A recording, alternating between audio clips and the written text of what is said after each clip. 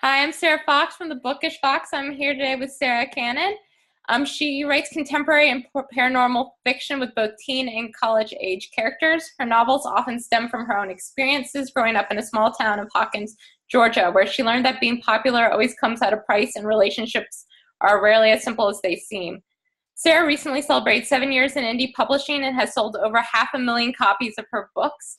She's a devoted fan of Hello Kitty and has an extensive collection that decorates her desk as she writes. She currently lives in Charleston, South Carolina, with her amazingly supportive husband and her adorable son. I love Charleston. That's where I went on my honeymoon.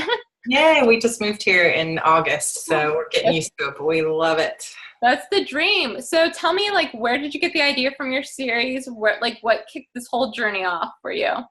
Well, I knew I wanted to quit a job teaching and learn to be a writer, but I wasn't really sure where to start. And I really started off okay, how can I start making money at this? Because I'd quit my job and I was sort of all over the place. And then after a few years of really kind of exploring what do I want to do, I had a friend say to me, all you read is YA. Why do you not write YA?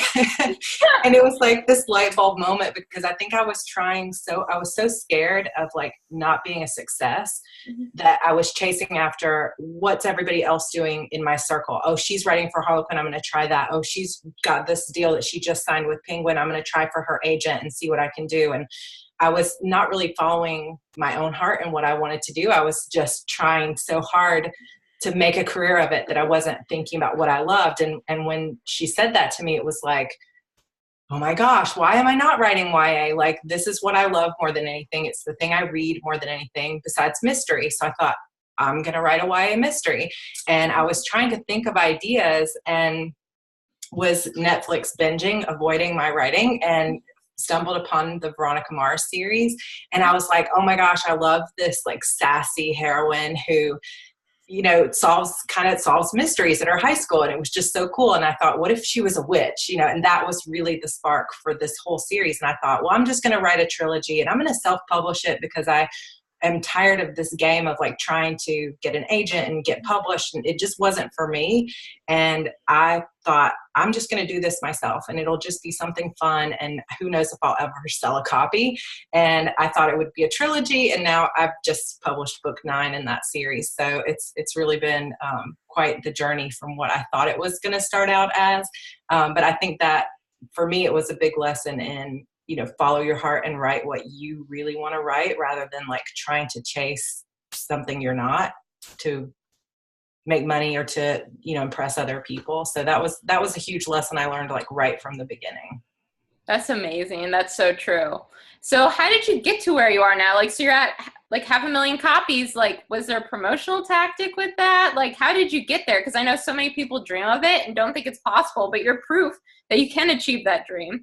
Yeah. And I think that right now, what a lot of people see is that, hey, you can hit some of those big numbers if you're writing a book every 2 weeks. And I think that gets a lot of us that can't write that fast, we start to freak out, because it's wait a minute, I wanted to craft this story and I want to take my time with it.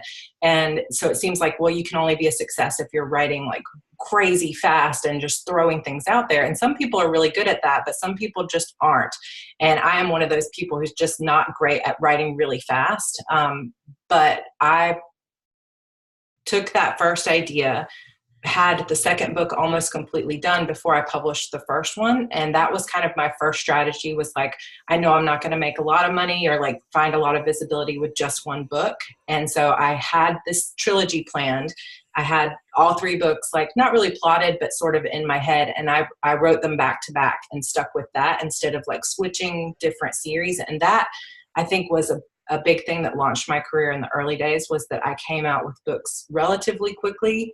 And instead of switching gears, let me try a different genre, or let me try a different series and see which one sells best, I stuck with that one series all the way through 6 full books.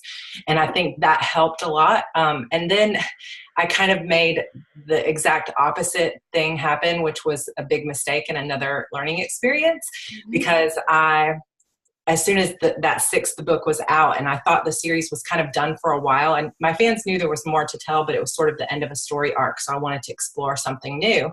And instead of sticking to the same genre, I switched a couple of times. I started several new series. And for me, that was when I started to see things sort of decline. It wasn't until I got back to a little bit more focus on publishing in a single series back to back. So that would be something I would highly recommend.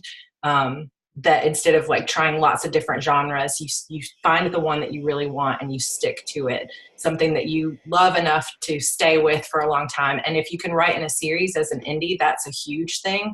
I know it's not always in your control with traditional publishing, how long your books are, how much you want to write, but with indie, it is fully in your control. So writing a series that's at least 4 or 5 books, I think is a great way.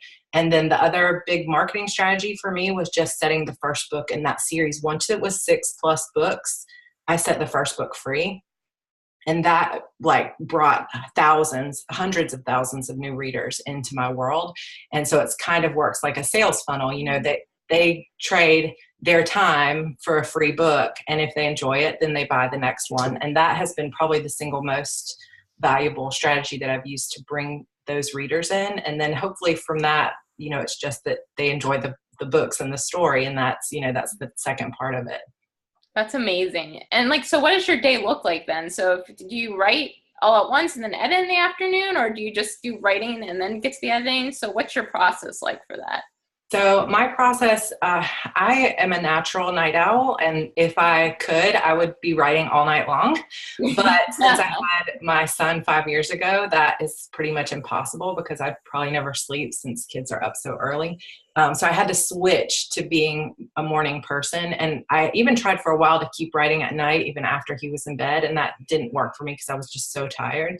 So now I've really gotten a good system where I am up every single morning. I do, I don't know if you've heard of the Miracle Morning, but I've been trying to really do Miracle Morning, which is like you do meditation, a little bit of reading, a little bit of like affirmations, and I do yoga. So I kind of get my day started before my family wakes up. Then after my son's gone off to school, I write. And so that like 8 to noon every single day is writing or outlining or reading something that gets me forward progress on my story. And then at noon, I'm done with the writing for the day. I don't go back to edit. I don't go back to look at it. Sometimes I'll outline in the evenings. If I like just want to figure out that story, like what's going on in the next scene, I'll write, like sit in front of the TV or something and kind of doodle some notes. But the afternoons for me are my business time, because I didn't realize, like when I signed up to be an indie author, that meant I was going to be like a business owner. I thought I would just be a writer and, put my books out. But it's like, gosh, there's so much that goes into the marketing and the decisions and everything. So I have to carve out that time in the afternoons for, social media and newsletter stuff and ideas for like long-term strategies and Facebook ads. And, there's a lot of the business side of things that go in. So for me, it's worked out much better to just completely compartmentalize those parts of my day. Like the writing comes in first because I don't want a bad review or an ad not working or find out that my sales weren't as good yesterday as I wanted them to be. I don't want any of that to affect my writing for the day. So I get that done first thing in the morning. And then I take care of all the business stuff in the afternoons. And then if I don't have a lot of business stuff to do right now, we go to the beach, which is really nice. That's amazing. It's like the best part of moving to Charleston is that we're right by Folly Beach. So we're like right over the bridge. So we can get there in 2 minutes to the beach. That's so amazing. That's been the best part of that. But I also do a lot of, I call them hotel nights. I used to call them write-a-paloozas because it's like, I love that immersive experience. So at least once a month, I'll just go to a local hotel and stay up all night writing, which sort of fulfills that night owl tendency for me. It kind of that binge writing. And it doesn't always result in the best words because I'm writing so much all night long, but it gets me deeper into the story and the characters. And even if I end up deleting a lot of it, it was like those 12 hours to be completely immersed. So that's sort of more my writing process. And when I finish writing a rough draft, I go straight into the edits right from the beginning of the book and continue on there. But I'm never working on more than one project at once. I know a lot of writers do that, but I can't do that. So it's always just rough draft and then into the edits. And then when those edits are done, I go into the publishing side of it until that's finished. Then I start the next book. That's amazing. Do you have any like biggest piece of advice for writers that you'd have, especially like around if they're blocked or stuck? I would say the biggest thing that helped me, besides like just knowing and giving myself permission to delete it all if I need to, just get the words on the page. Like it's okay for it to be terrible words. No one else has to see it. Like I even will write notes to myself in the middle of a draft just to get myself through it. I'll write like XX so that I know I'm going to delete this later, and I'll just literally type onto the page, I know this is terrible. This is not at all what I wanted to say. I want it to be a lot more emotional, but just keep going. And that helps keep me going, because it's like, I don't care if it's any good. It's just getting it on the page. And what's helped me the most with that is doing writing sprints.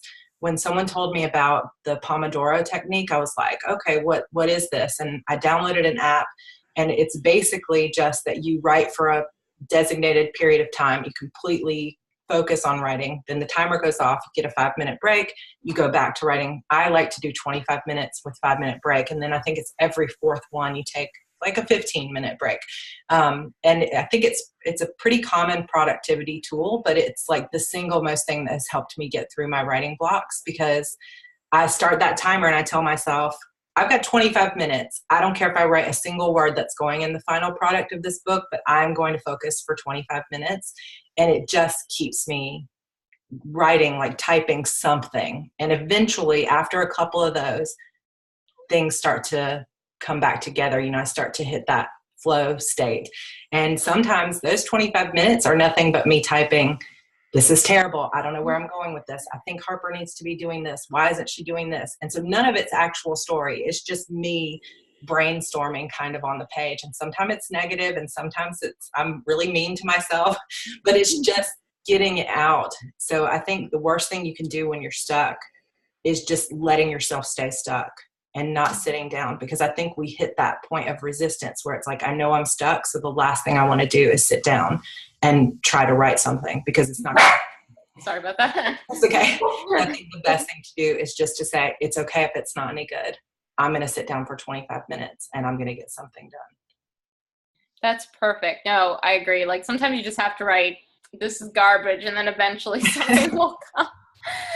But thank you so much for your time with us. Like, where can people find you, and what do you have coming up next for you getting published?